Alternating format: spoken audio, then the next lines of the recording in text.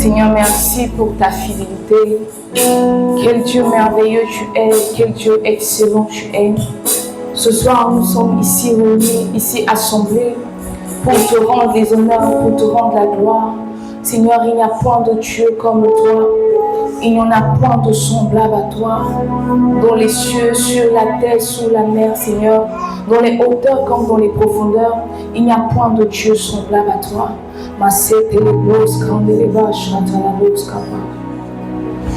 vinde les bros quand il va la kumpala kunde les bros quand il va chata. Rende les vala apala unte les vila cabria zafala kunde les bros kate. Machada da da da da da kunda la bros quand il va. Les fende les bros kende les vala subia da la bros quand il. Rada da da da da da da da seka la fila ante les va. Les finda la bros quand il vila cabria da la bros chata. Prie avec moi ce soir. Maseka vala unte le vila kavia sa de le bros kante. Machada la vos kinda la bria kavala sopen de leva. Le vinde le vila kabria dova la sabra ya la vas kante. Rende le vala kupala inda la vos kante le va shatava. Le si pala unde le vos ka. Le finda la uza fina ante le vos kante le va sata. Da shata la bros kete riakana la bros kete le vala udava ma le fin de le bros quand le vala safanada il est hinde le bros da sukata et pala di la vala unde le bros katava. Seigneur, nous voulons ta gloire en ce lieu. Seigneur, nous voulons ta présence en ce lieu. Seigneur, nous te voulons en ce lieu. Viens prendre le contrôle de ce temps. Viens saturer l'atmosphère de toi. Alors que nous prions Saint-Esprit, alors que nous prions Saint-Esprit, alors que nous prions Saint-Esprit, alors que nous prions Saint-Esprit, alors que nous prions Saint-Esprit, viens prendre le contrôle de toutes choses. Viens prendre le contrôle de toutes choses. Viens prendre le contrôle de toutes choses. Viens prendre le contrôle de toutes choses. Viens prendre le contrôle de toutes choses. Asafala undele bros katalabaska. Rekata la bros kete. Rendele halavala subia de la bros kateleva la chata. Est-ce qu'un cœur assoiffé peut soupirer après sa présence ce soir? Masikalia ada la bros kandeleva chata la bros sata. Seigneur, nous ne sommes jamais satisfaits. Nous ne sommes point rassasiés de toi. Seigneur, nous sommes lassés de ce que nous avons vu hier. Nous voulons voir quelque chose de nouveau. Nous voulons expérimenter quelque chose de nouveau. Nous voulons goûter quelque chose de nouveau. Montre-nous autre chose ce soir. Introduis-nous dans une dimension haute ce soir. Maseka la bros quand elle va. Rekadadadadada chata la bros quand elle va. Il a filmé les ika la bros quand elle va. Satan. Rekete les bros quand elle va. Radadadadadada supa. Hefala ika la va. Rosa telebo sakata. Il est filmé les bros quand elle va. Ronde les va kabalado satan. Seigneur, entends le soupir de nos cœurs ce soir. Saint-Esprit, entends le soupir de nos cœurs ce soir. Nous te voulons encore. Nous te voulons encore. Nous te voulons encore. Nous te voulons encore. Ajoute-nous encore de ta présence. Ajoute-nous encore de ta capacité. Ajoute-nous encore de ton cœur. Nous prions, Seigneur, ce soir pour que ta douce onction, pour que ta sainte onction vienne et nous environne. Vienne et nous environne. Vienne et nous environne. Saint-Esprit, nous te voulons. Masafele hendele bros kataba. Reketele bala subrayada. Rebebebebebe bashata. Regalada la bros kanteba. Masila hida la playa daba. Roba baba baba soka. Elle pinde les bros kateleva. Shabraya de les bros satanaba. Oh Saint-Esprit, nous te voulons en ce lieu. Saint-Esprit, nous te voulons encore. Saint-Esprit, nous te désirons encore. Encore et encore, Saint-Esprit. Ajoute-nous encore de toi. Ajoute-nous encore de toi. Ajoute-nous encore de toi. Ajoute-nous encore de toi. Ajoute-nous encore de toi. Ajoute-nous encore de toi. Nous te désirons ce soir. Nous te voulons ce soir. Nous te voulons ce soir. Nous te voulons ce soir. Nous te voulons ce soir. Nous te voulons ce soir. Nous te voulons ce soir. Nous te voulons ce soir. Nous te voulons ce soir, Saint-Esprit. La foi de l'épouse, quand elle va, chante la base. Ah, précieux Saint-Esprit. Viens saturer l'atmosphère de toi. Viens saturer l'atmosphère de ta présence. Viens saturer l'atmosphère de ta présence. Viens saturer l'atmosphère de ta présence. Viens saturer l'atmosphère de ta présence. Viens saturer l'atmosphère de ta présence. Viens saturer l'atmosphère de ta présence. Ah, nous te voulons, Saint-Esprit. Nous te désirons, Saint-Esprit. Nous te désirons, Saint-Esprit. Nous te désirons, Saint-Esprit. Maseka la bosse quand tu lèves la chambre des bosses, Kata. Rehava la soupe et la daba. Maseke de samba. Oh, Saint-Esprit. Machate les bosses quand tu lèves. Mama, souffle la inde les bosses quand tu lèves. La fille la cabros quand tu lèves. Chez les filles à cabalados quand tu lèves. Les veilles de l'évrose quand tu lèves. Shaleva davala subeyada. Kembendele hedele va subeya kapala kuta. Fila kabria zavala konte le bros konta. Mashale de samala dosita. Makili pia de la bros konte le vasita. Oh Saint-Esprit. Saint-Esprit. Saint-Esprit. Saint-Esprit. Saint-Esprit. Viens remplir nos coupes ce soir. Viens remplir nos coupes ce soir. Viens remplir nos coupes ce soir. Viens remplir nos coupes ce soir. Viens remplir nos coupes ce soir. Viens remplir nos coupes ce soir. Viens remplir nos coupes ce soir. Ah, précieux Saint-Esprit. Achate les vrosses quand tu les vas, Satan. Rende les va dans la brosse quand tu. Précieux Jésus, merci. Merci pour ta grâce. Merci pour ta fidélité. Viens et parle à nos cœurs ce soir. Viens ajoute-nous, Seigneur, ce soir. Merci pour ta douce présence. Merci pour ta sainte présence. Tu es honoré et apprécié en ce lieu. Merci Jésus-Christ de Nazareth. Nous disons Amen. Nous disons Amen. Alors salut mon frère, salut une sœur. Salut ton frère, salut ta sœur, prends de ses nouvelles. Demande-lui comment est-ce que la semaine a commencé, n'est-ce pas?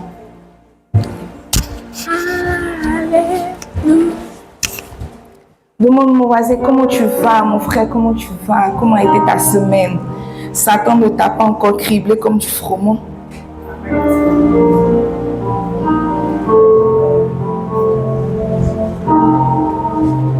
Ah Jésus, merci pour ta présence. Merci pour ta grâce.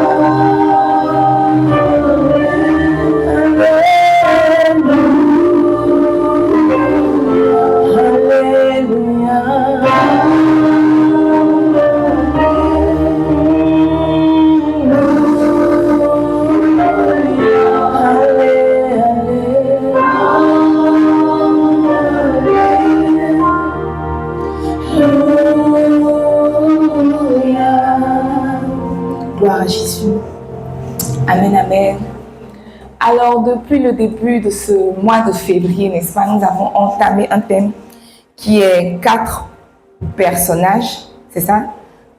C'est un thème. 4 personnages, différentes leçons, n'est-ce pas?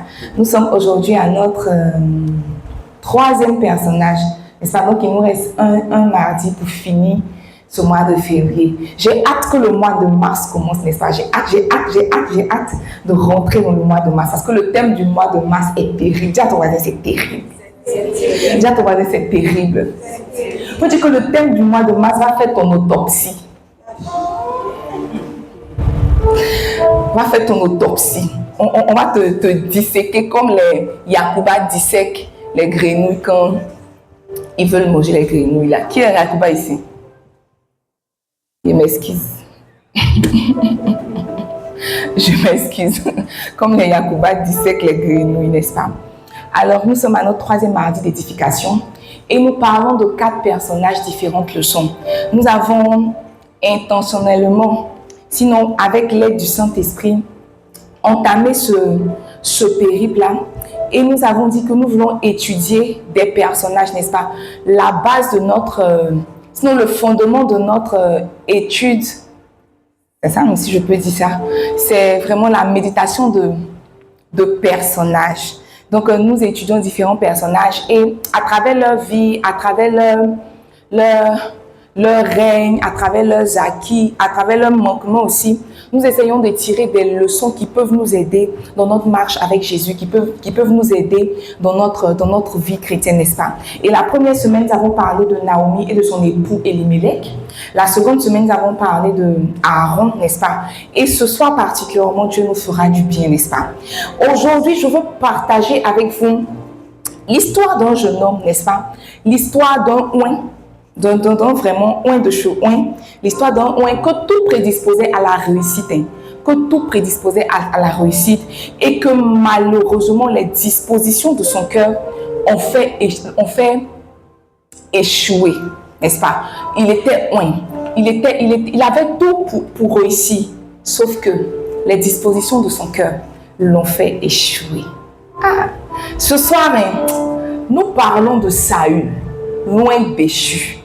Loin déchu, le verbe déchoir. Loin déchu. C'est le verbe déchoir, non? Loin déchu. C'est pas une question, c'est ça. C'est le verbe déchoir. Loin déchu, Saül, loin déchu. Loin déchu. Et vous voyez, avant le thème de ce soir, j'avais déjà lu les 2 livres de Samuel, hein. 1 Samuel, 2 Samuel, et personnellement, je considérais Saül comme un pont. Quand je parle de pont, je considérais Saül comme un pont de transition pour arriver à David.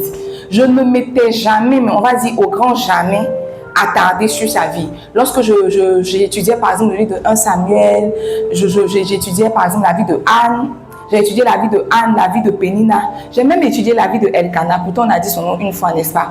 J'ai étudié la vie de Elkana en tant qu'époux, la qualité d'époux qu'il était, n'est-ce pas? Parce que la Bible dit qu'il aimait Anne doublement, malgré qu'elle n'était pas productive. Donc, c'est une qualité de cœur qui permet de faire ça. Donc, j'ai étudié la vie de Elkana, j'ai étudié la vie de Anne, j'ai même étudié la vie de Pénina.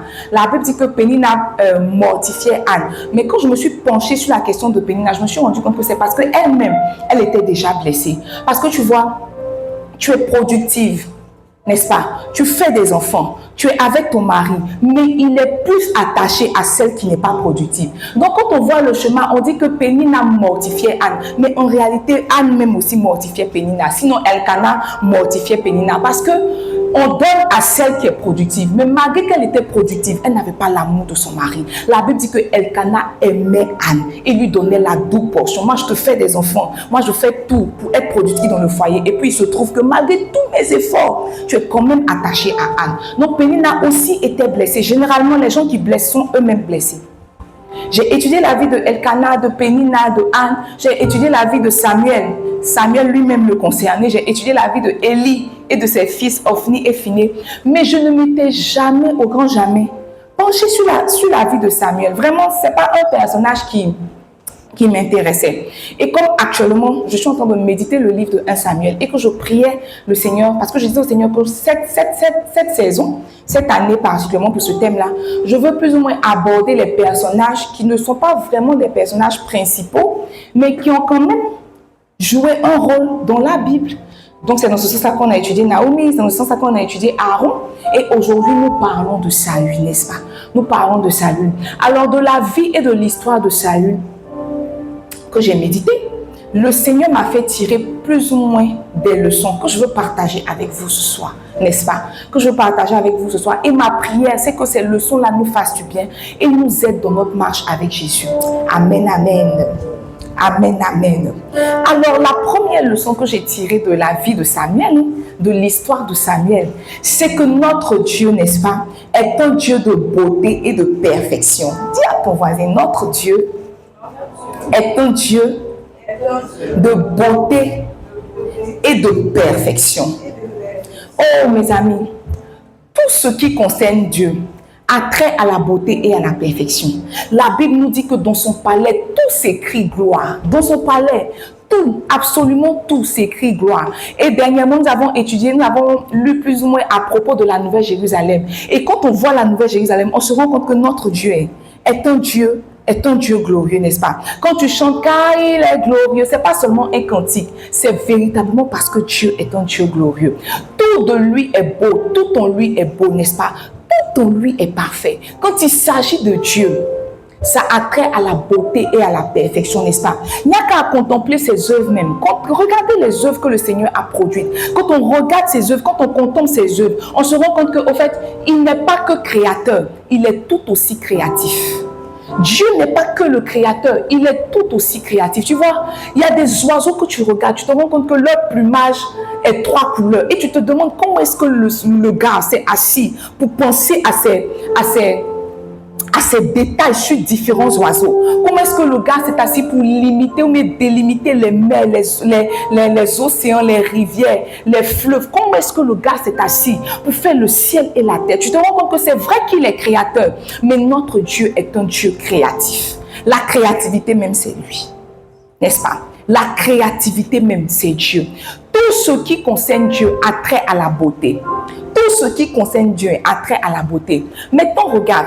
La Bible nous dit que le peuple d'Israël, avant Saül, parce que Saül était le premier roi d'Israël, n'est-ce pas? Mais avant Saül, il fonctionnait avec le système des juges. Donc, il y avait un juge que Dieu élevait qui essayait de manager le peuple, qui essayait de défendre le peuple contre les Philistins. Et quand le juge mourait, Dieu envoyait un autre juge. Ainsi de suite, ainsi de suite, ainsi de suite. Et Samuel était le prochain juge sur la liste du Seigneur. Sauf que, arrivé au moment où le peuple d'Israël je vais pas dire se rébelle, mais dit comme ça à Samuel que nous voulons un roi. On ne veut plus de juge parce que la Bible dit que les fils de Samuel ne marchaient pas en sainteté de vie. Donc, ils ont dit que peut-être que Samuel est bien, mais si on doit retomber dans le même système que Élie avec Ophni et Phiné, on ne va pas s'en sortir. Alors, donne-nous un roi. Bien que le Seigneur n'ait pas été d'accord avec l'idée, parce qu'il a dit à Samuel qu'en réalité, ce n'est pas toi qu'ils sont en train de rejeter, mais c'est moi qui le rejette. Ce n'est pas grave, je vais leur octroyer un roi, je vais leur donner un roi. Sauf que quand je méditais cette portion d'écriture, je me suis rendu compte que même pour choisir le roi, même pour choisir le prochain roi, Dieu s'est mis en valeur, si je peux m'exprimer ainsi. Donne-moi 1 Samuel 9, verset 1 à 2, je veux lire. La Bible dit que quand il s'agissait de choisir le roi, le prochain roi, sinon le premier roi d'Israël, Dieu dit à Samuel qu'il y a un homme de Benjamin nommé Kis, fils d'Abiel, fils de Séror, fils de Bécorat, fils d'Aphia, fils d'un Benjamin. La Bible dit que c'était un homme fort et vaillant. Donne-moi le verset 2. La Bible dit qu'il avait un fils du nom de Saül. Saül était jeune et beau, plus beau qu'aucun des enfants d'Israël, et les dépassant tous de la tête. La Bible dit que quand il s'est agi de choisir le prochain roi d'Israël, Dieu n'a pas, il n'a pas fait comme les Ivoiriens disent, Poundondon. Non, la Bible dit qu'il a sillonné les tribus. Après avoir sillonné les tribus, il a sillonné les familles. Après avoir sillonné les familles, il a sillonné les maisons. Et il a trouvé la personne adéquate. Maintenant, la personne adéquate qu'il a trouvée, la Bible dit que Saül était un jeune homme beau. Il n'était pas que beau, il était plus beau qu'aucun des enfants d'Israël. Et il les dépassait tous de la tête. En d'autres termes, quand il s'est agi de choisir le prochain roi d'Israël, Dieu a choisi le plus beau. Saül était le plus beau d'Israël. J'imagine sa beauté. Si on dit que c'était le plus beau d'Israël, j'imagine combien de fois il était beau. Si on dit qu'il dépassait tout le monde de taille, j'imagine combien de fois il était grand et beau. La Bible dit que Dieu a choisi quelqu'un qui est beau. Et il n'est pas que beau, il était le plus beau. Cela nous révèle le caractère de Dieu. Tu vois, tout en lui est beau. Tout ce que Dieu fait est beau. Tout en lui est beau. Tout ce que Dieu fait est beau. Maintenant, tu vois, mon père spirituel dit que ce qu'on offre à quelqu'un n'est pas fonction de ce qu'on a, mais de qui la personne est. Tu n'offres pas ce que tu as. Tu offres ce que la personne en griffe mérite. Tu sais, même si tu passes par des temps difficiles de chez difficiles, tu ne te lèves pas, tu ne prends pas ton billet de 500 pour rentrer au palais présidentiel pour dire que je suis venu faire une petite offrande à Ado. C'est vrai que c'est symbolique, mais ton symbole est faible. C'est vrai que c'est symbolique, mais ton symbole est faible. Parce que tu vois, pour Ado, 500 francs, c'est vil comme de la poussière. Mon pasteur dit qu'on n'offre pas ce qu'on a. On offre à la dimension de la personne à qui on offre. Maintenant, tu vois, si Dieu est beau et que Dieu lui-même, quand il s'agit de choisir, il choisit le plus beau. Quand la balle tombe dans ton camp, qu'est-ce que tu offres à Dieu? Si je reformule, quelle est la qualité de tes offrandes? Et quand je parle d'offrande, je ne parle même pas encore d'argent, n'est-ce pas? Parce que l'argent, c'est péjoratif. 100 000 francs pour moi, ça peut être rien. Et puis 100 000 francs pour toi, c'est vraiment le kata des katas, n'est-ce pas? Quand je parle d'offrande, je ne parle même pas d'argent. Je parle de la qualité de ce que tu offres. Quelle qualité de service offres-tu à Dieu? Quelle qualité de temps offres-tu à Dieu? Quand il s'agit de Dieu, qu'est-ce que tu mets de côté? Parce que Dieu est parfait et que tout en lui, tout de lui a trait à la beauté et à la perfection. Tu n'as pas le droit de lui offrir les miettes. Tu n'as pas le droit de lui offrir ce que tu peux. Tu dois lui offrir ce que tu dois. Tout est beau, tout est parfait en Dieu. Tout est beau, tout est parfait avec Dieu. Ce qui veut dire que la qualité de ton service doit être parfaite. La qualité de temps que tu passes dans la présence de Dieu doit être parfaite. La qualité de ton offrande même doit être parfaite. En fait, tout ce que tu fais pour Dieu et en Dieu doit être recouvert de perfection et de beauté. Tu sais, je suis chrétienne assez longtemps pour savoir qu'il y a des gens qui se lèvent le matin, qui choisissent un vêtement comme ça et qui viennent s'asseoir dans la présence de Dieu. Parce que selon eux, c'est la présence de Dieu. Parce que pour eux, c'est Dieu. Je ne sais pas qui nous a éduqués pour nous faire croire que Dieu prend tout et Dieu accepte tout. C'est faux. Dieu ne prend pas tout, Dieu n'accepte pas tout. La Bible nous dit, deux frères, n'est-ce pas? Deux frères ont décidé de faire une offrande à l'Éternel. Dans ma Genèse 4, deux frères ont décidé de faire une offrande à l'Éternel, Caïn et Abel. La Bible dit qu'au bout de quelque temps, Caïn fit à l'Éternel une offrande des fruits de la terre. C'est une offrande, n'est-ce pas? Il a fait une offrande des fruits de la terre. Donne-moi le verset 4. Et Abel de son côté en fit une des premiers-nés de son troupeau et de leur graisse. L'Éternel, porta un regard favorable sur Abel et sur son offrande. Le verset 5. Mais il ne porta pas un regard favorable sur Caïn et sur son offrande.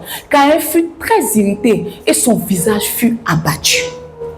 La Bible dit que deux frères décident de faire une offrande à l'Éternel, n'est-ce pas? Et Caïn prend quelques fruits.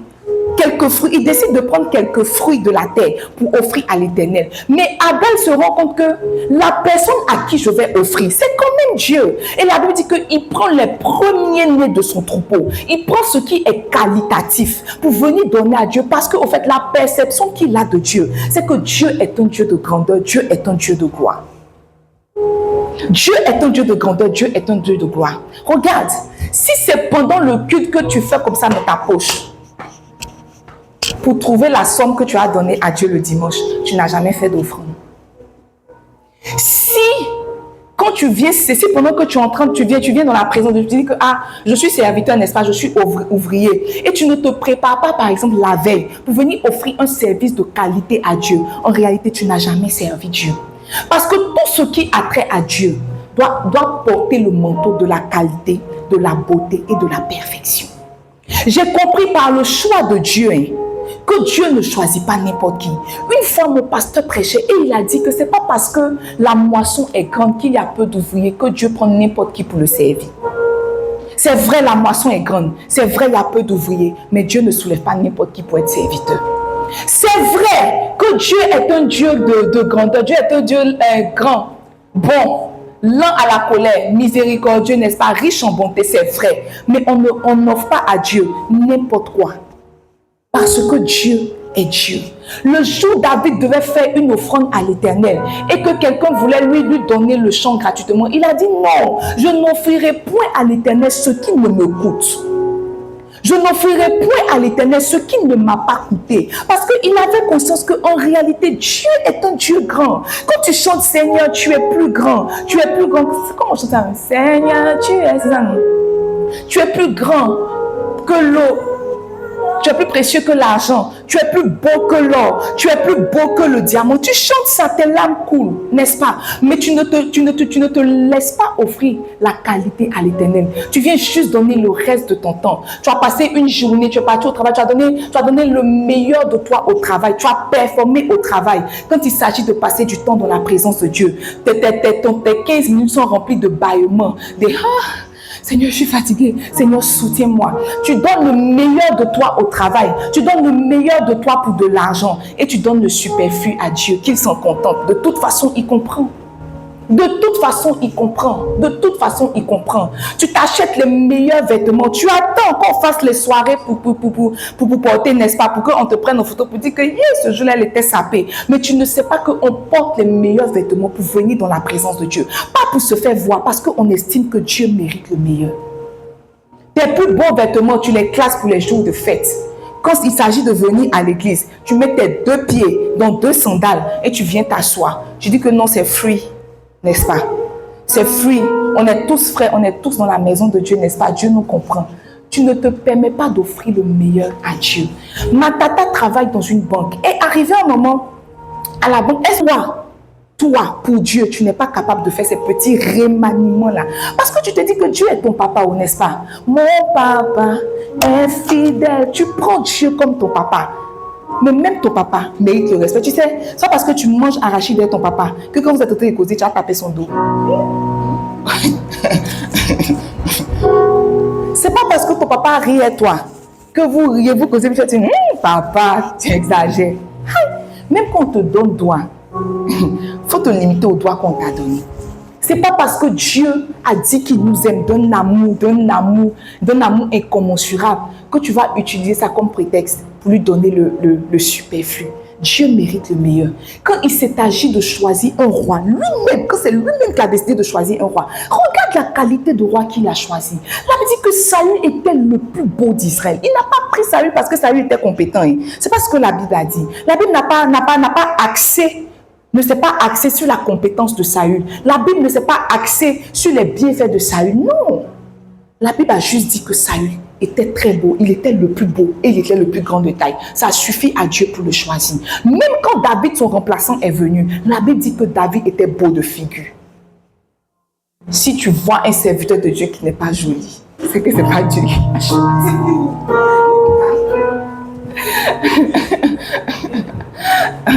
Je taquine, la beauté est relative, n'est-ce pas? Mais il se pourrait que ce ne soit pas Dieu parce que Dieu choisit ce qui est beau. Dieu a trait à la beauté, à la gloire et à la perfection. À partir d'aujourd'hui, quand il s'agira de Dieu, quand il s'agira de faire des offrandes, que ce soit en nature, que ce soit en espèces, que ce soit une offrande même de service, je ne sais pas, arrange-toi à donner à Dieu la meilleure partie de toi. Arrange-toi à donner à Dieu la meilleure partie de toi, sinon le meilleur de toi. Tout ce qui est meilleur doit appartenir à Dieu. Il dit que Dieu a porté un regard favorable sur l'offrande de Abel, juste parce que Abel a pris la peine de lui donner ses premiers-nés. Même quand il parlait à Moïse, il dit que tout premier-né d'Israël m'appartient. Il ne prend pas ceux qui sont au milieu, il ne prend pas les derniers. Tout ce qui est premier, le fruit de ta vigueur, c'est ce que je veux. Toi, tu donnes à Dieu ce que tu peux. Miséricorde. N'est-ce pas? Miséricorde. La deuxième leçon que j'ai tirée de la vie et de l'histoire de Saül, c'est que Dieu est le maître de tout et de tous. Dieu est le maître de tout et de tous. Dieu est le maître de tout et de tous. Donne-moi Psaume 24, le verset 1. La Bible dit, à l'Éternel la terre et ce qu'elle renferme, le monde et ceux qui l'habitent. À l'Éternel la terre et ce qu'elle renferme, le monde même et ceux qui l'habitent sont à l'Éternel. Donne-moi Proverbe 21, le verset 1. Le cœur du roi est un courant d'eau dans la main de l'Éternel. Il incline partout où il veut. Le cœur du roi est un courant d'eau dans la main de l'Éternel. Il incline partout où il veut. Mes amis, au fur et à mesure que le temps passe, je me rends compte que tous autant que nous sommes des pions entre les mains de l'Éternel.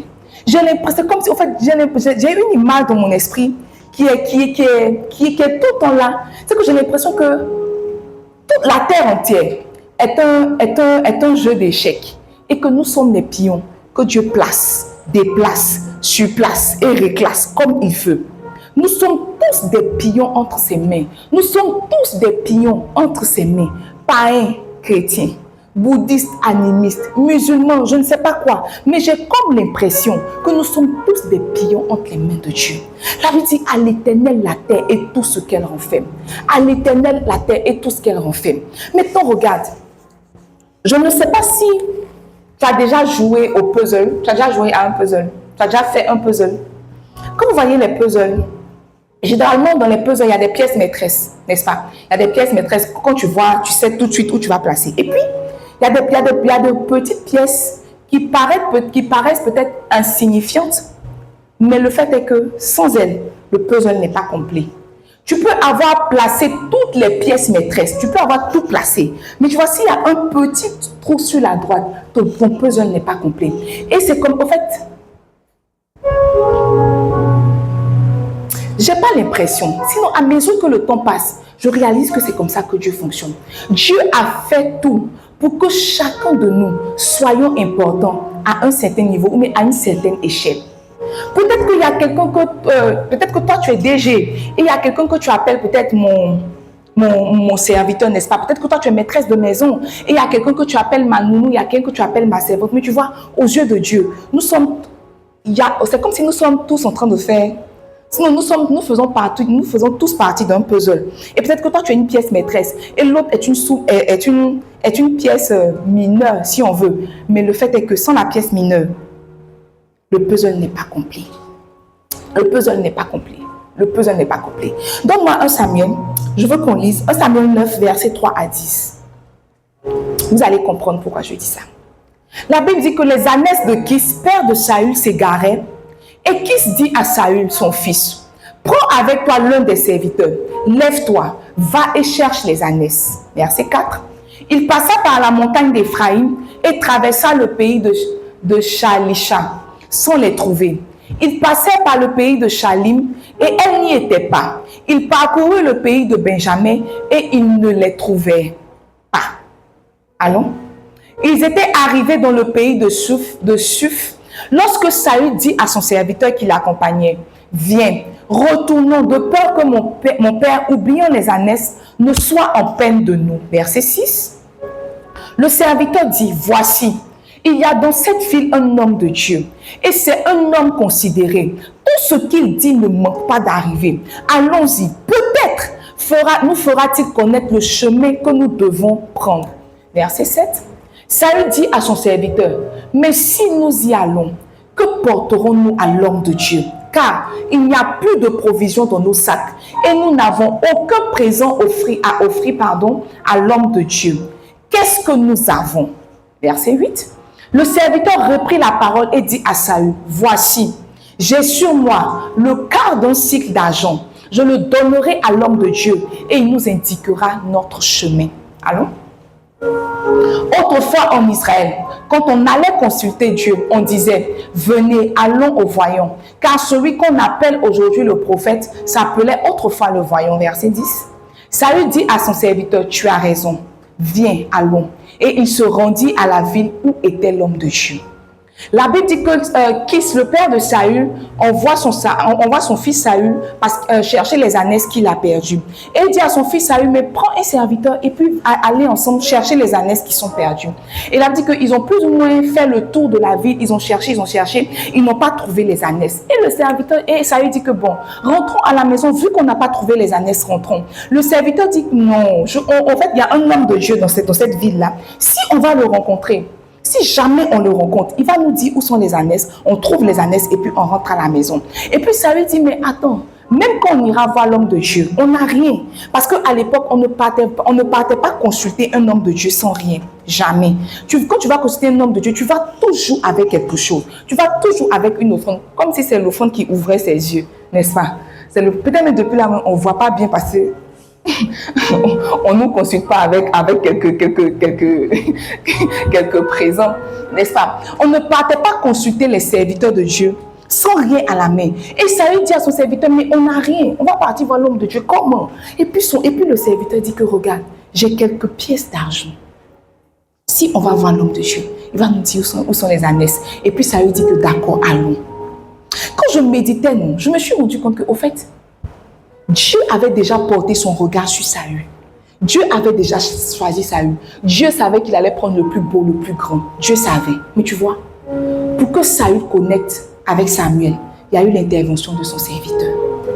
C'était Saül le riche de la famille, le riche. C'était Saül qui était le maître. Mais tu vois, ce sont les petits sous de son serviteur là qui l'ont connecté à l'homme de sa destinée. Dans le plan du Seigneur, il n'y a personne qui est inutile. La servante qui est chez toi n'est pas inutile. En fait, je me suis rendu compte que tout ce que tu rencontres, tout ce que tu salues, tout ce que le Seigneur te fait rencontrer, te fait saluer, avec qui tu vas à l'école, avec qui tu travailles, tous ceux qui rentrent dans ton champ de vision, qui rentrent dans tes 4 mètres, ont un plan à jouer, sinon ont une part à jouer dans ta destinée. C'est juste que toi, tu es concentré sur les pièces majeures. Mais tu vois, même quand tu auras placé toutes les pièces majeures, si les pièces mineures ne sont pas là, le puzzle n'est pas complet. Peut-être que Saül avait une grande destinée. Peut-être que Dieu l'appelait à être roi. Mais si son serviteur n'avait pas les quelques pièces d'argent là, il n'allait pas connecter avec Samuel. Il allait retourner à la maison pour dire à son papa qu'on n'a pas trouvé les ânesses. En réalité, les ânesses étaient le prétexte de Dieu pour le rencontrer, pour l'introduire dans la royauté. Sauf qu'il n'avait rien pour être introduit. Ce sont les quelques sous de son serviteur qui l'ont connecté à Samuel et il est rentré effectivement dans sa destinée. La Bible nous dit que Naaman souffrait de lèpre. Naaman souffrait de lèpre. Il était un gars élevé en dignité, sauf qu'il avait la lèpre. Il a cherché les solutions. Il a essayé de se soigner. Il n'y avait rien. Il n'a pas été guéri. Et puis il y avait une petite servante dans sa maison qui a dit que mais aïe mon Seigneur, ça là, si tu vas dans mon pays, il y a un serviteur de Dieu qui peut guérir ça. La petite parole de la jeune fille, peut-être qu'elle n'avait pas d'argent. Qui sait si ce n'est pas la raison pour laquelle ce jour-là, elle s'était retrouvée chez lui. Qui sait si ce n'était pas la raison pour laquelle elle était devenue leur servante. La Bible dit qu'elle a juste dit, ah mais mon Seigneur, il y a un prophète dans mon pays là-bas. Il peut régler ça rapidement. Et la Bible dit que sur cette instruction-là, Naaman est parti. Quand il est arrivé, Élisée lui a dit, mais lave-toi 7 fois dans l'eau. Il a un peu hésité, il a un peu refusé, mais il s'est effectivement plongé 7 fois dans l'eau. Il est ressorti, sa peau était comme une peau de bébé. Ça veut dire que dans la destinée de Naaman, si cette jeune fille n'avait pas été introduite, il se pourrait qu'il meure avec la lèpre. Il n'y a personne dans ton histoire, il n'y a personne dans ta destinée qui est inutile. Même les personnes que tu considères comme inutiles, en réalité ne sont pas inutiles. En réalité ne sont pas inutiles. C'est pour cela que mon père spirituel dit que autant que cela dépend de toi, ne te sépare de personne. Ne te sépare de personne et ne méprise personne. Tu ne sais pas qui est ton prochain tremplin pour entrer dans ta destinée. Tu ne sais pas qui est l'escalier que Dieu a prédisposé pour te faire monter. Tu ne sais pas. Tu ne sais pas. Pour Saül, c'était son jeune serviteur. Il était juste le serviteur. Il avait juste quelques pièces. Mais ça a suffi à le connecter, à le faire entrer dans sa destinée.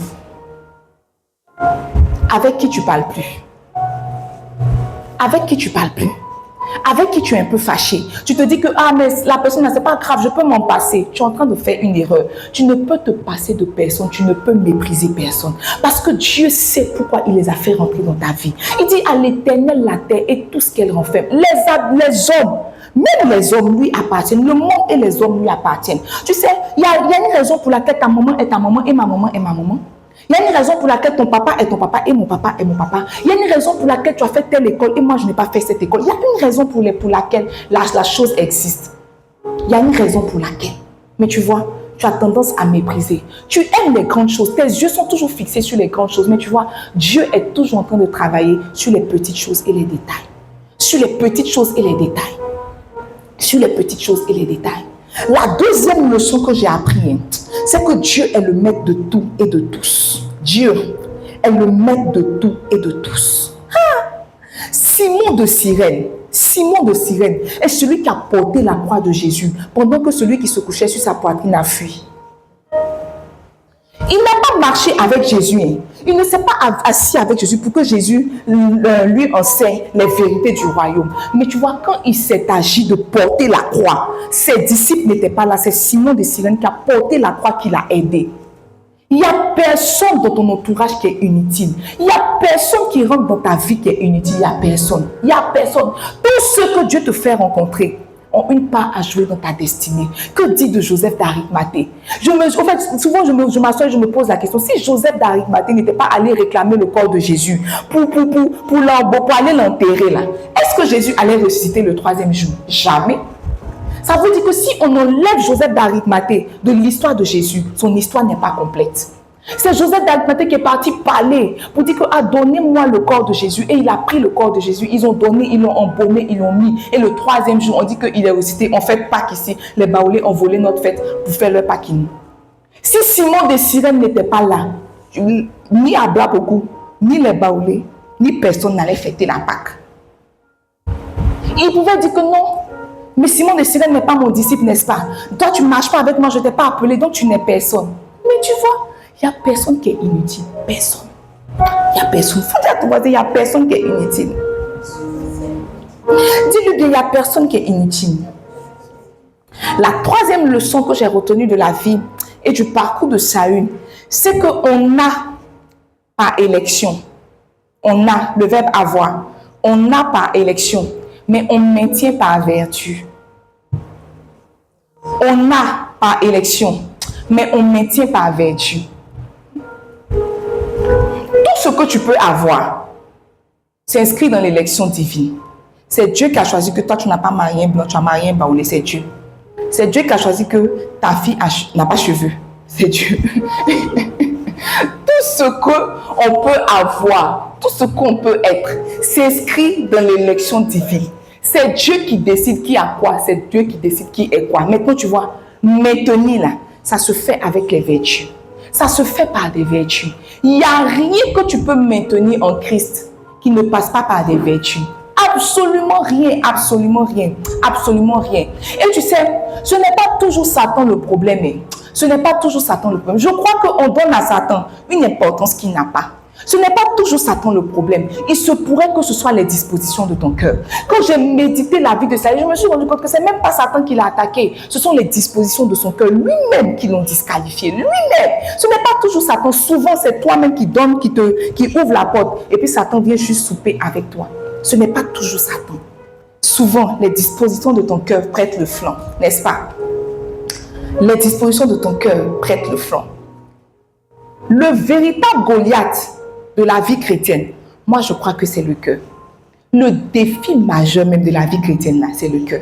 C'est pas Satan, hein? Parce que tu vois, avant même que Jésus ne meure et ne ressuscite, on nous avait déjà donné le pouvoir de marcher sur les serpents, les scorpions, sur toute la puissance de l'ennemi, et rien ne pourra nous nuire. Et la Bible nous dit en Colossiens qu'il a effacé l'acte dont les ordonnances nous condamnaient, n'est-ce pas? Il a livré publiquement Satan un spectacle en triomphant de lui à la croix de lui. Donc tu vois, tout ce qui est victoire là, est à nous. Il y a un serviteur de Dieu qui disait comme ça qu'on ne combat pas pour la victoire. Nous, on combat déjà dans la victoire. Quelle que soit la bataille que tu entames, tu es déjà victorieux parce que Jésus a tout accompli. Le véritable défi de la vie chrétienne, le véritable Goliath de la vie chrétienne, c'est le cœur. S'il y a quelque chose qui peut te disqualifier, c'est ton cœur. Satan ne peut pas te disqualifier, c'est ton cœur qui te disqualifie. Peut-être Satan va exciter ton cœur pour que tu réagisses, mais la personne qui se disqualifie, c'est toi, à cause de l'état de ton cœur. La Bible nous dit que Quand Dieu a appelé Saül, la chose qu'il a fait, c'est qu'il a changé son cœur. Donne-moi 1 Samuel 10, le verset 9. Dès que Saül a fini de prophétiser sur Samuel, dès que Samuel a fini de prophétiser sur Saül, n'est-ce pas? Il a dit que dès que Saül eut tourné le dos pour se séparer de Samuel, la chose que Dieu a fait, Dieu lui a donné un autre cœur. Dieu avait conscience que le cœur que Saül avait là ne pouvait pas l'introduire dans la destinée qu'il avait prévue pour lui. Donc Dieu n'a pas trop parlé avec Saül. La chose qu'il a fait, c'est que quand il a tourné le dos à Samuel, il lui a donné un autre cœur. Maintenant, à quel moment Saül a échoué si lamentablement? S'il avait le bon cœur, sinon la bonne disposition de cœur, pourquoi arriver un moment il s'est laissé aller? Sinon, qu'est-ce qu'il a fait échouer? Avoir, c'est bon, hein, mais garder, c'est mieux. Avoir, là, c'est bon. Généralement, pour avoir, c'est pas difficile. C'est pour garder, là. Généralement, même là, s'arrêter pour dire que oui, Jésus, je t'accepte comme Seigneur et Sauveur de ma vie, là. C'est pas ça qui est le plus difficile. C'est quand tu es rentré. Comment est-ce que tu vas conserver ton salut, là? C'est tout là le problème. Là, dit que Dieu lui a donné un nouveau cœur. Dieu a changé les dispositions de son cœur. Dieu lui a donné le cœur adéquat pour le poste auquel il appelait. C'est-à-dire que quand Saül partait comme ça, retournait chez son papa, là, il avait un cœur de roi. Sauf que, arrivé un moment, son cœur s'est séparé de Dieu. On n'a pas élection, mais on maintient par vertu. On n'a pas élection, mais on maintient par vertu. Je crois que tu dois appliquer toute ta force, toute ton énergie à cultiver et à avoir des vertus. À cultiver et avoir des vertus. Parce que tu vois, tu ne seras rien, tu ne deviendras rien et tu n'auras rien en dehors des vertus que tu as cultivées. Absolument rien. Absolument rien. Regarde tous ceux qui sont tombés dans la Bible. Regarde pourquoi ils sont tombés. Analyse la vie de ceux qui ont échoué dans la Bible. Et puis regarde pourquoi ils ont échoué. En réalité, ils ont échoué par manque de vertu. Ils ont échoué par manque de vertu. Juste ça. Ils ont échoué par manque de vertu. Ça veut dire que si un chrétien n'est pas en train de travailler profondément sur ses vertus, en réalité, il est en train de se disqualifier. Tu penses que Dieu t'attend dans le jeûne et la prière. C'est vrai. Ce sont des exercices spirituels pour te rendre un peu plus spirituel. Mais là où Dieu t'attend, c'est sur la qualité et l'état de ton cœur. Il dit, garde ton cœur plus que toute autre chose, n'est-ce pas? Garde-lui. Viennent les sources de la vie. Garde ton cœur plus que toute autre chose, plus que ton argent, plus que ton mari, plus que ton enfant. La chose que tu dois garder là, c'est ton cœur. Quand tu as un petit bien, peut-être même que si tu n'as pas un peu de compte à la banque là, si tu n'as pas un compte à la banque, tu mets ton argent là, tu mets en bas du lit, n'est-ce pas, dans Canary. Nous, nos grands-mères, elles mettaient l'argent là, elles attachaient ça au bout de leur pagne, elles mettaient ça dans leurs intestins parce qu'elles estimaient que c'était leur bien le plus précieux. La Bible dit, garde ton cœur plus que toute autre chose, car de lui viennent les sources de la vie. En d'autres termes, si ton cœur est corrompu, ta vie sera corrompue. Il dit, s'il y a quelque chose que tu dois garder plus que toute autre chose là, c'est ton cœur. Parce que c'est ton cœur qui a la capacité et de te qualifier et de te disqualifier. C'est ton cœur. C'est ton cœur, c'est ton cœur, c'est ton cœur. Oh, dernièrement, je méditais la vie de Noé. Et la Bible dit que quand Dieu regardait à la surface de la terre, il voyait qu'ils étaient tous méchants, n'est-ce pas? Tous pécheurs. Et il a dit à Noé, il faut me construire une nage parce que je vais détruire la terre. Noé a bâti l'arche. Il a pris du temps à bâtir l'arche. Et ceux qui ont été qualifiés à rentrer dans l'arche, c'était un peu d'animaux. Et puis la seule famille de Noé. Ça veut dire que Noé était un homme intègre. Pour que ce soit lui seul que Dieu prenne sur toute une terre. C'est comme si on dit qu'on va détruire la Côte d'Ivoire, puis c'est monstres, ils vont garder. Moi, vous voulez qu'on garde qui? Aïe. C'est comme si on va détruire la Côte d'Ivoire. Et puis le Seigneur me dit que, Marina, il faut commencer à faire tes affaires. Il a détruit la terre. Et puis il dit que non, papa. Il dit oui, je t'ai trouvé juste et fidèle. Il dit ok. Mais et mon prince, mon petit prince. Si je ne reste pas avec lui, je m'en vais.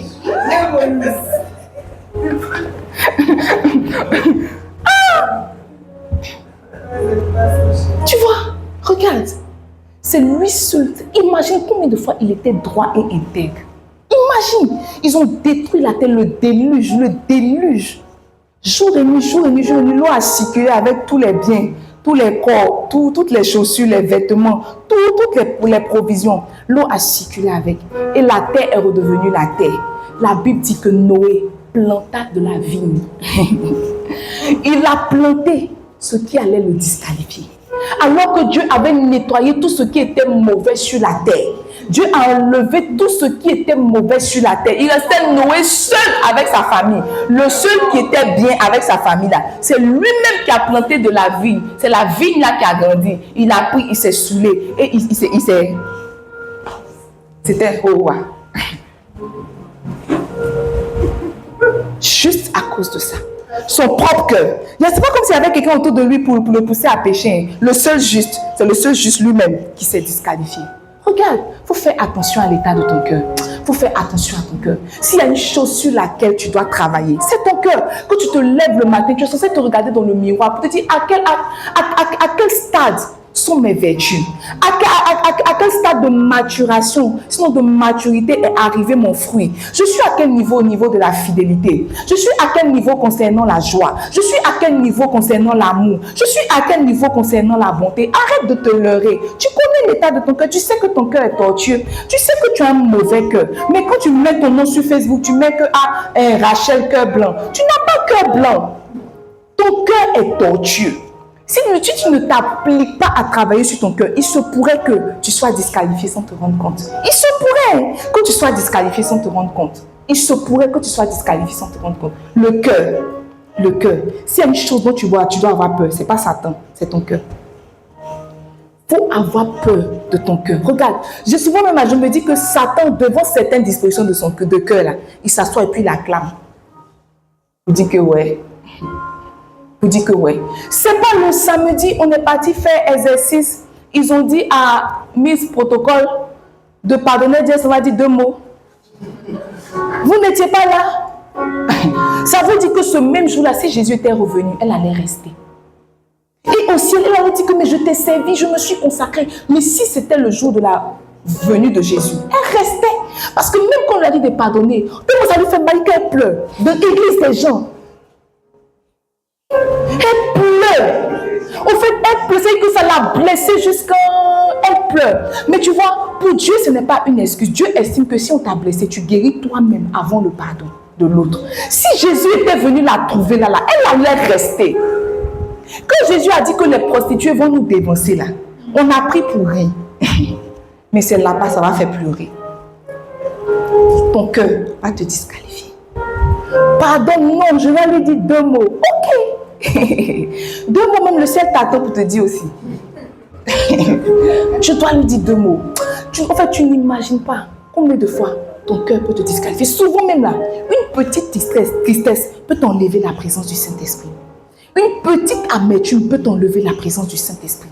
Un manque de joie peut t'enlever la présence du Saint-Esprit. Une infidélité peut t'enlever la présence du Saint-Esprit. Une petite infidélité. Une petite infidélité. Fais attention à l'état de ton cœur. Il faut dire à ton voisin, fais attention à l'état de ton cœur.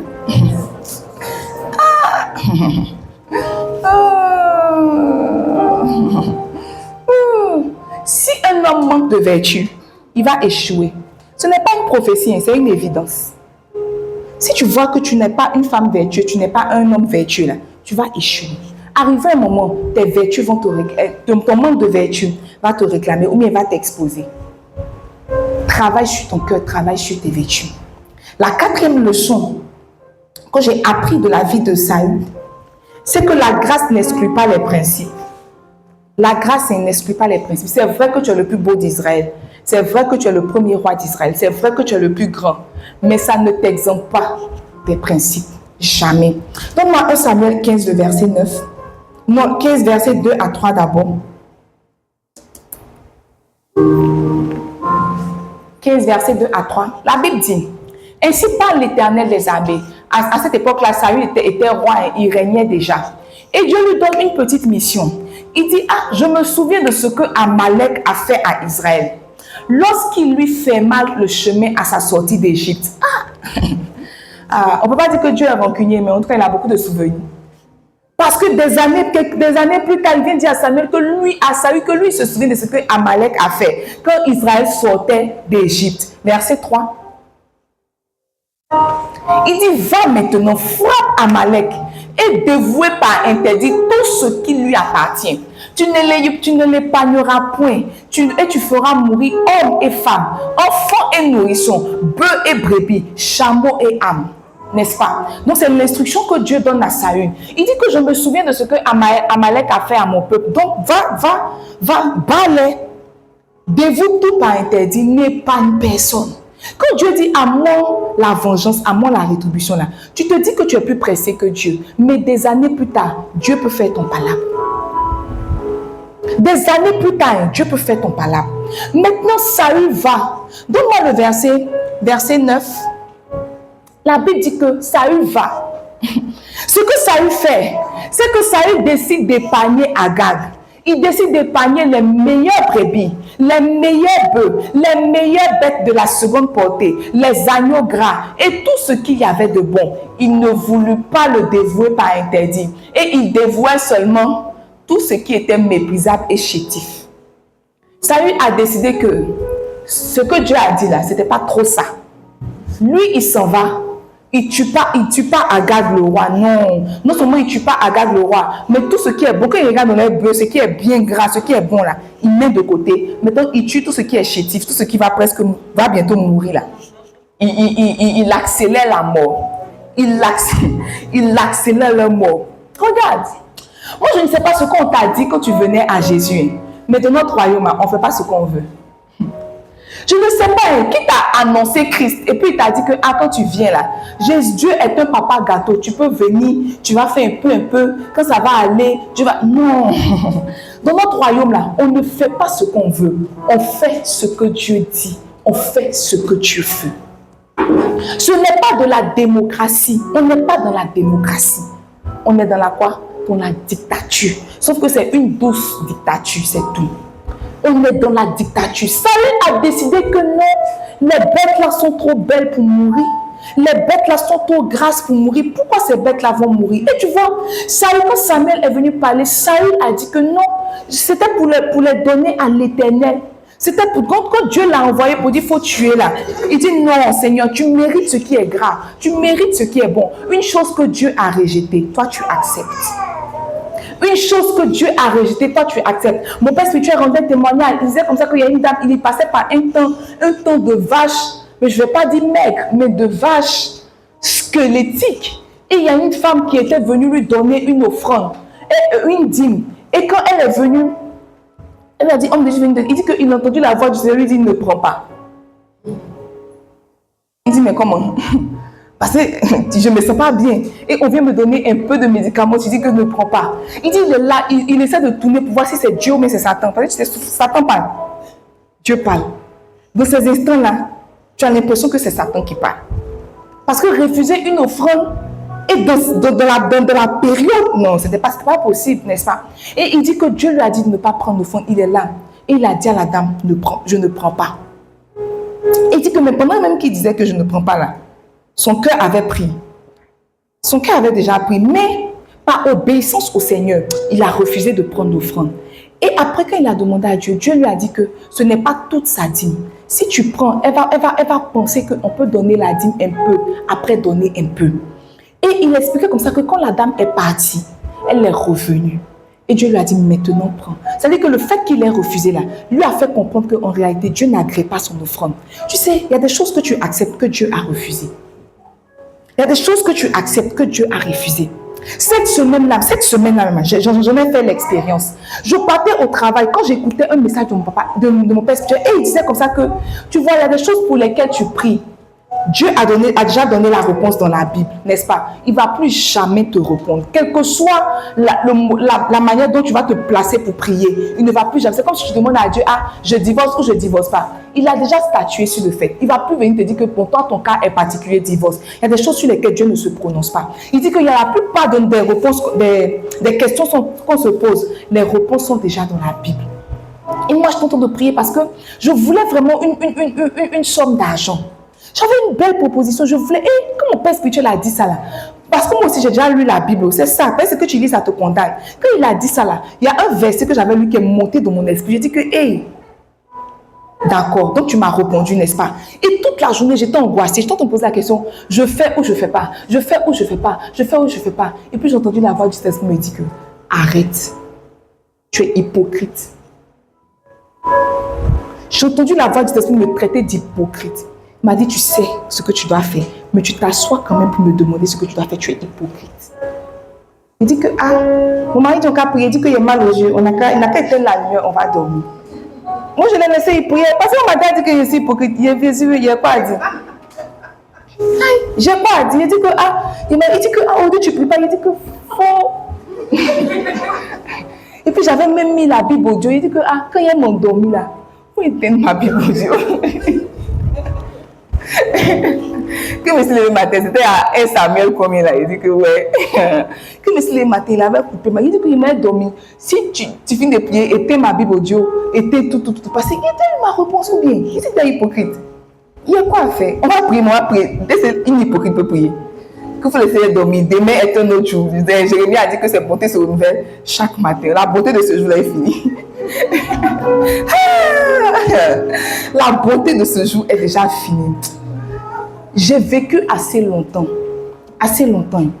pour comprendre que Dieu est sérieux. Mes amis, Dieu est trop sérieux. Souvent, on a l'impression que Dieu s'est amusé, mais Dieu est très sérieux. Les petites choses que tu es en train de faire de toi-même, c'est demain, tu auras tes yeux pour pleurer. Les petites questions que tu te poses, tu as déjà les réponses, mais tu fonces quand même.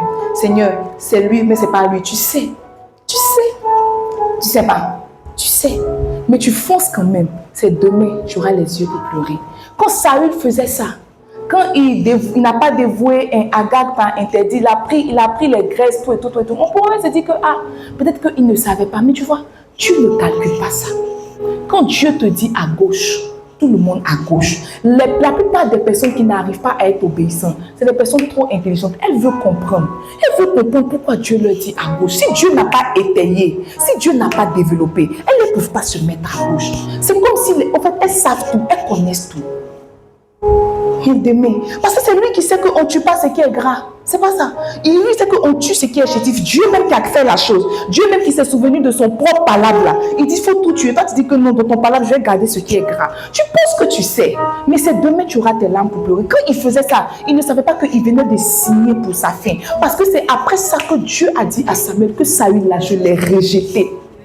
Toutes les fois où tu es en train de désobéir là, tu pousses Dieu à te rejeter. Toutes les fois où tu es en train de désobéir, tu pousses Dieu à te rejeter. Maintenant, tu vois, quand ils ont rejeté Saül, là, on ne lui a pas enlevé la royauté. Il était toujours roi, sauf que le cœur du Seigneur l'avait vomi. Le cœur du Seigneur l'avait vomi depuis. Le cœur du Seigneur l'avait vomi. Fais attention à ta manière d'obéir. Parce que tu vois, une obéissance partielle est une désobéissance. Pour Dieu, tu fais ce qu'il a dit exactement comme il a dit. C'est dans son royaume, là, ce sont ses voies, ce sont ses règles, ce sont ses méthodes. C'est son royaume. Tu n'as rien à dire, tu n'as rien à faire. Tu n'as pas un appel à réfléchir, tu as un appel à exécuter. Comptons sur sa bonté et sa fidélité parce qu'on se dit qu'on sait que Dieu ne veut pas notre mal. Donc, quel que soit le chemin qu'il nous demande d'emprunter, on sait que son issue là, c'est le bonheur. Toi, tu veux conjuguer avec Dieu. La conjugaison de Saül a fait que Dieu l'a rejeté. L'avant-dernière leçon que j'ai appris de la vie de Saül, c'est que toute désobéissance cache une plaie. Toute désobéissance cache une plaie. Toute désobéissance cache une plaie. Pour Saül, la plaie, c'était l'orgueil. Je me suis assise pour analyser sa vie parce qu'il était trop bien parti. Il était trop bien parti, sorti de nulle part pour devenir le premier roi d'Israël. Son histoire avait trop bien commencé. Mais je me suis rendu compte que toute désobéissance cache une plaie. Et pour Saül, là, c'était l'orgueil. La Bible dit qu'il n'a pas voué Agag et ses animaux par interdit. Il n'a pas tué Agag. Maintenant, quand on lit, quand tu ne t'assois pas pour analyser, tu peux te dire que non, mais il a fait ça. Ses intentions étaient nobles, n'est-ce pas? Il voulait offrir à l'Éternel ce qui est bon. Sauf que la Bible dit que Dieu pèse.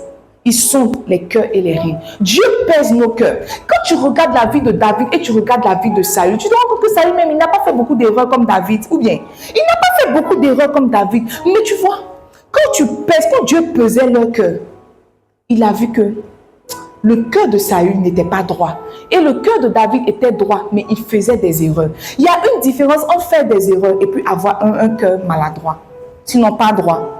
Il y a une très grande différence, n'est-ce pas? La Bible nous dit en 1 Samuel 13, donne-moi. Samuel 13, 8 à 12.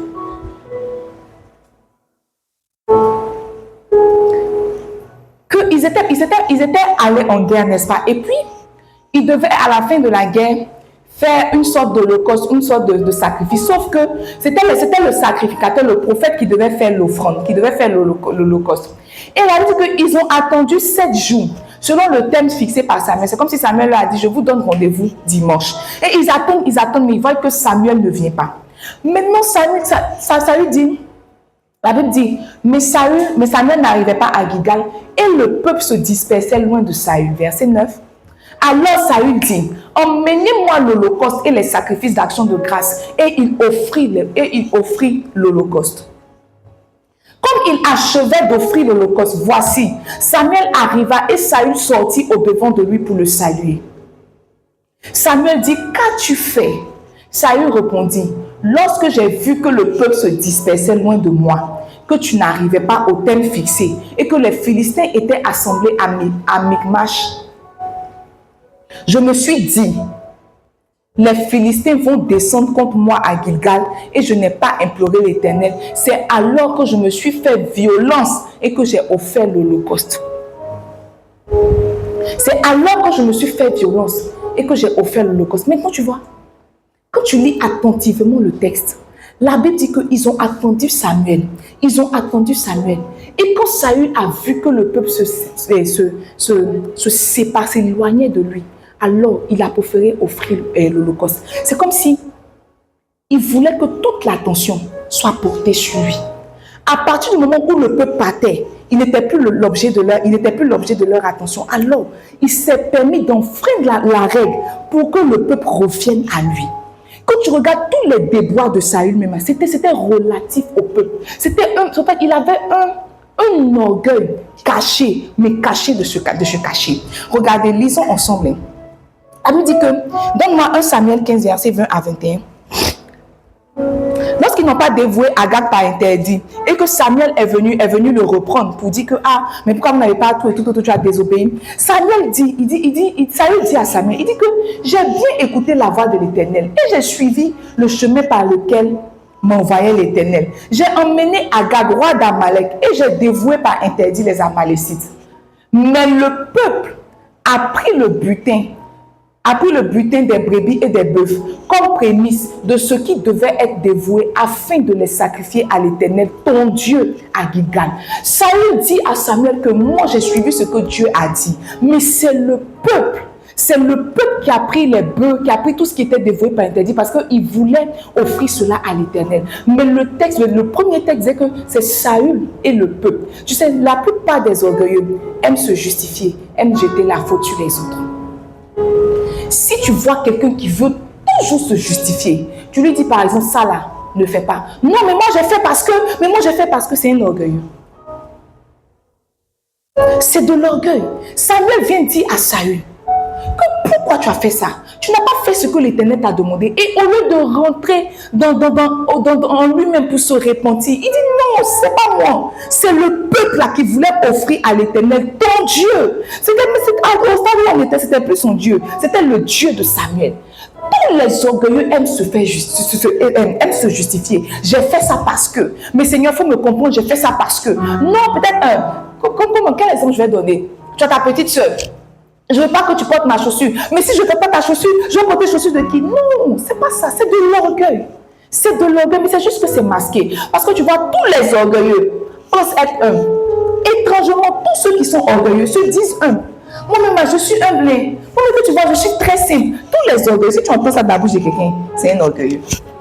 Tous les orgueilleux se disent humbles. Tous les orgueilleux. Qui est orgueilleux ici?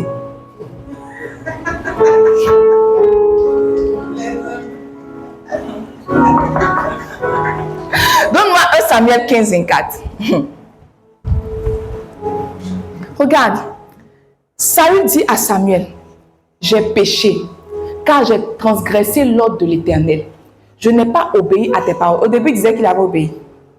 Maintenant, comme de toute façon, on a déjà rejeté. Il dit, j'ai transgressé l'ordre de l'Éternel, je n'ai pas obéi à tes paroles. Maintenant, tu vois ce qu'il révèle réellement.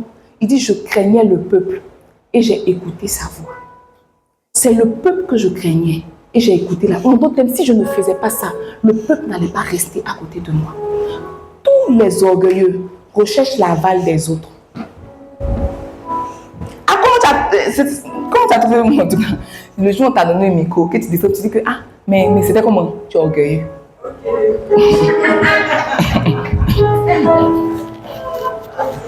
Qui est orgueilleux? Mais c'était comment? Il dit que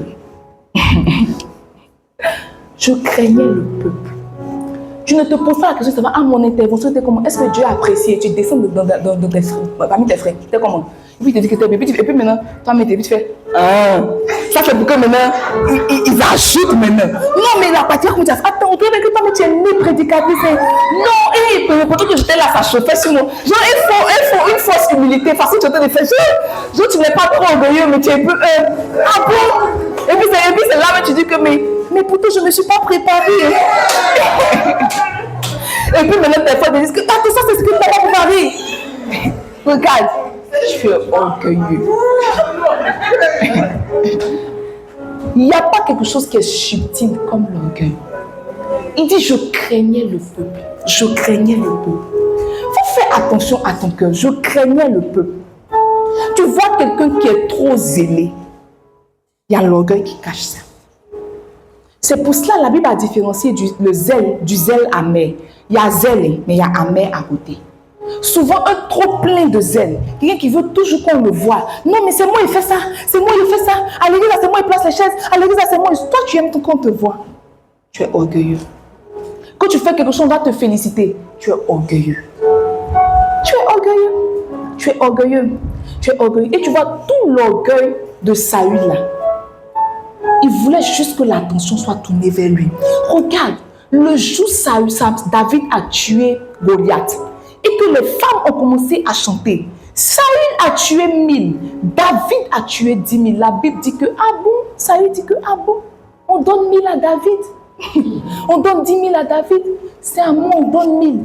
1 Samuel 18, verset 8. Saül fut très irrité et cela lui déplut. Il dit, on nous donne 10 000 à David. Et c'est à moi que l'on donne les 1000. Il ne lui manque plus que la royauté. Dans le verset 9. Et Saül regarda d'un mauvais œil à partir de ce jour jusque dans la suite David. Tellement il aimait que toute l'attention soit portée vers lui. La Bible dit le jour où on a célébré quelqu'un, au lieu de lui le célébrer, il a eu la personne en horreur jusqu'à la fin de sa vie. David était devenu son ennemi juste parce que les femmes en chantant ont dit que David a tué 10 000, Saül a tué 1000. Tu aimes qu'on t'acclame, tu es orgueilleux. Quel est le sentiment qui monte dans ton cœur quand on est en train de célébrer un et qu'on n'est pas en train de te célébrer? Quand il y a un nouveau qui rentre dans l'église et que je veux faire genre comme si c'est mon nouveau fidèle préféré pour le cadenas pour qu'il rentre dans l'église. Là, maintenant, mais tu nous as oublié. C'est de l'orgueil. Mais tu ne sais pas. C'est de l'orgueil. Quand elle voit les nouveaux fidèles, elle est attachée à eux. Tu es orgueilleux. Tu es orgueilleux. Ah, c'est à moi qu'on donne 1000, c'est à David qu'on donne 10 000. Mais David a tué Goliath. C'est même pas comme si on était en train de mentir sur lui. Mais il a pris ça sur lui, comme si le peuple était en train de le rejeter. Il voulait que toute l'attention du peuple soit sur lui. Parce qu'en réalité, le jour où on l'a oint pour l'envoyer sur le trône, c'est le peuple qui l'a conduit au trône. C'est le peuple qui l'a conduit sur le trône. Il faut faire attention. Il faut faire attention. Dis à ton voisin, fais attention. Saül avait une plaie, l'orgueil. Et comme Dieu résiste aux orgueilleux, on l'a enlevé du plan. On l'a enlevé du plan. La dernière leçon que j'ai apprise de la vie de Saül, c'est que bien fini est une grâce. Je ne sais pas pour toi, mais moi je prie pour ma fin. Quand je lis que Abraham est mort, vieux, rassasié de jours, ça me donne la chair de poule. Quand je lis que David est mort, vieux, rassasié de jours, et que lui-même, on attendait sa mort et on lui donnait les jeunes filles vierges pour l'entourer, juste pour qu'il meure, tellement il aimait femme. Pour rendre son lit chaud, on lui donnait les jeunes filles vierges autour de lui comme ça, juste pour que son lit soit chaud. Ça veut dire qu'il est mort, vieux, rassasié de jours. Ils sont morts dans l'abondance, n'est-ce pas? Mais regarde comment ça, Samson est mort. Il dit, oh Seigneur, je t'en supplie, donne-moi de tirer vengeance des Philistins pour mes yeux. Et il tire les colonnes, lui et les Philistins, eux tous sont morts. Bien fini là n'est pas une évidence, c'est une grâce. Bien fini est une grâce. Faut pas penser que parce que tu as bien commencé, tu vas bien finir. Non, la Bible dit que vaut mieux la fin d'une chose que son commencement. C'est pas que le commencement n'est pas important, mais la Bible estime qu'une bonne fin, une bonne fin est mieux qu'un bon commencement. Je me souviens encore de la vidéo du célèbre pasteur américain Jimmy Swaggart. Je ne vais jamais oublier cette vidéo-là. Un prédicateur de haut vol. Combien d'âmes il a gagné? Peut-être que c'est l'une des personnes qui a gagné l'Amérique même à Christ, n'est-ce pas? Ce jour-là, en conférence de presse, il est venu avec son micro. Il était arrêté comme ça. Regarde, cherchez la vidéo sur YouTube. Il était arrêté comme ça pour avouer son péché. Pour dire que je couche avec les prostituées. Regarde, bien fini. C'est une grâce. Il ne faut pas penser que parce que tu es debout aujourd'hui, tu seras debout demain. Chaque jour suffit sa peine. Chaque jour est une victoire. Chaque jour que tu as fait sans péché est une victoire. Chaque jour que tu as fait sans retomber dans la fornication est une victoire. Chaque jour est une victoire parce que bien fini n'est pas une évidence. L'apôtre Paul nous dit dans 1 Corinthiens 10, il dit que celui qui est debout prenne garde. 1 Corinthiens 10, verset 12, il dit ainsi donc, que celui qui croit être debout prenne garde de tomber.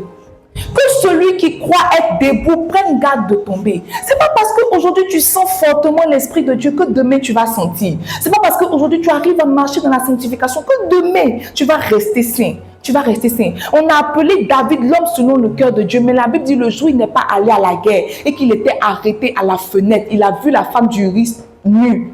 N'est-ce pas? Elle partait prendre sa douche. À partir de ce jour-là, son cerveau a disjoncté. Il a tué le monsieur pour prendre sa femme. Loin de l'Éternel, l'homme selon son cœur. Bien fini n'est pas une évidence. Bien fini n'est pas une évidence. Il dit que celui qui croit être debout, prenne garde de tomber. Dans tes sujets de prière, tu devrais ajouter, Seigneur, je t'en supplie, donne-moi de bien finir. Donne-moi de bien finir.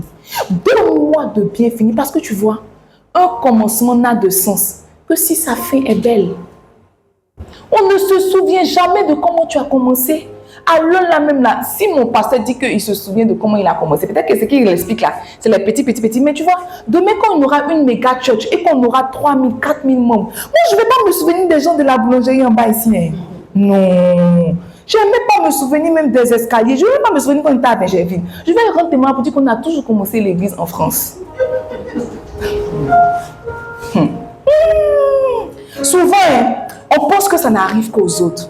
Souvent, on pense que ça n'arrive qu'aux autres. Quelqu'un tombe dans le péché, tu dis que elle aussi, c'est Dieu qui l'a exposé. Regarde, tu penses que ça n'arrive qu'aux autres. Mais l'apôtre Paul nous a déjà dit que si tu es debout, il faut prendre garde. Il se pourrait que tu sois le prochain à tomber. Regarde, Noé n'avait aucune idée de ce qu'il serait alcoolique. Il ne savait pas. Il était le seul saint sur la terre. Il n'avait pas prévu être le prochain alcoolique de la liste. Il n'avait pas prévu.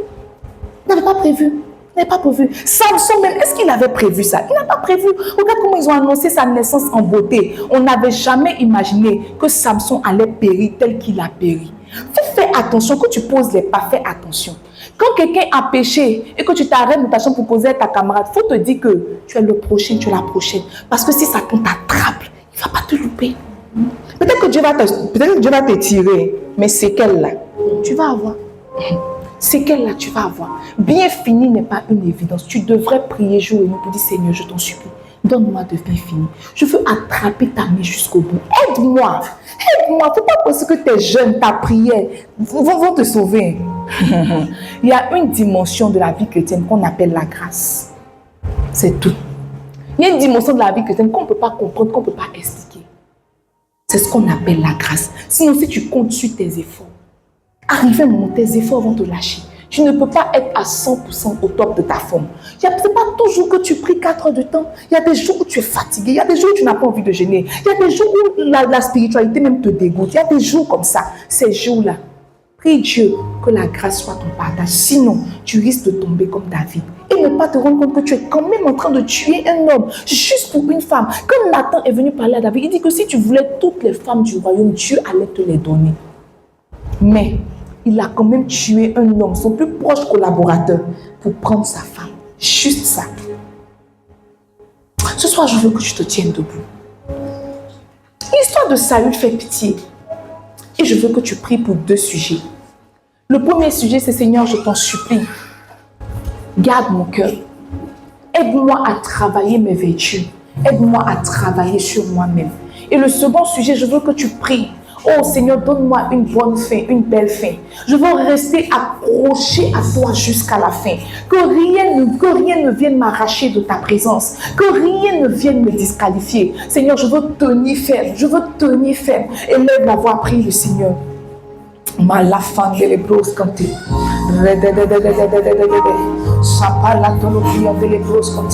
Oh Seigneur, nous te prions pour nos cœurs ce soir.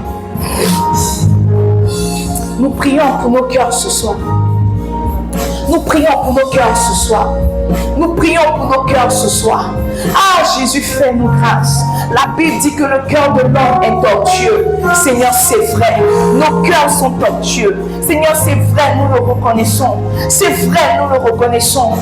C'est la raison pour laquelle nous t'exposons nos cœurs. Nous te donnons nos cœurs ce soir. Traite-les, Seigneur. Traite-les, Seigneur. Traite-les, Seigneur. Ajuste les dispositions de nos cœurs. Ôte ce qu'il y a à ôter. Ajoute ce qu'il y a à ajouter. S'il te plaît, Jésus-Christ de Nazareth. S'il te plaît, Jésus-Christ de Nazareth. Donne-nous de travailler nos vertus. Donne-nous de travailler nos valeurs. Aide-nous, aide-nous, aide-nous, s'il te plaît. Ce soir, nous crions à l'aide. Ce soir, nous crions à l'aide. Et nous te donnons nos cœurs. Nous soumettons nos cœurs à ton autorité. Viens nous aider. Viens nous aider, s'il te plaît, Jésus. Viens nous aider, s'il te plaît, Jésus. Viens nous aider, s'il te plaît, Jésus. Malafa de Rose Côté. Rededededede se katafana unkabra. Rendalavana sopa telekele bras katalava. Rededededede chatalava. Les parapunta la villa comme des Rose Côté. Seigneur, je veux prier, Seigneur.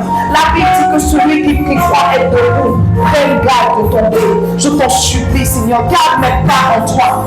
Garde mes pas en toi. Garde mes pas en toi. S'il te plaît, Jésus, garde mes pas en toi. Je veux rester avec toi. Je veux rester dans ta présence. Que je ne me disqualifie pas. Que rien ne me disqualifie. Seigneur, je veux commencer avec toi. Je veux maintenir avec toi. Je veux terminer avec toi. Je veux terminer avec toi. Seigneur, je me compte à Paul dit, j'ai combattu le bon combat, j'ai gardé la foi, j'ai achevé ma course, Seigneur. Que rien ne vienne écouter mon chemin. Que rien ne vienne écouter mon chemin, ni les dispositions de mon cœur, ni les pièges de l'ennemi. Garde-moi dans ta présence, s'il te plaît. Fais-moi grâce. Fais-nous grâce ce soir. Fais-nous grâce ce soir. Fais-nous grâce ce soir. Fais-nous grâce ce soir. Oh Seigneur, nous avons appris de la vie de Saül qu'une bonne disposition de cœur est nécessaire. Change le cœur comme tu as changé celui de Saül. Transforme mon cœur comme tu as transformé le cœur de Saül. S'il te plaît. S'il te plaît. S'il te plaît. S'il te plaît. S'il te plaît. Merci parce que tu le fais pour nous. Au nom de Jésus-Christ de Nazareth, nous avons prié. Nous disons Amen. Alléluia. Alors tu vas prendre ton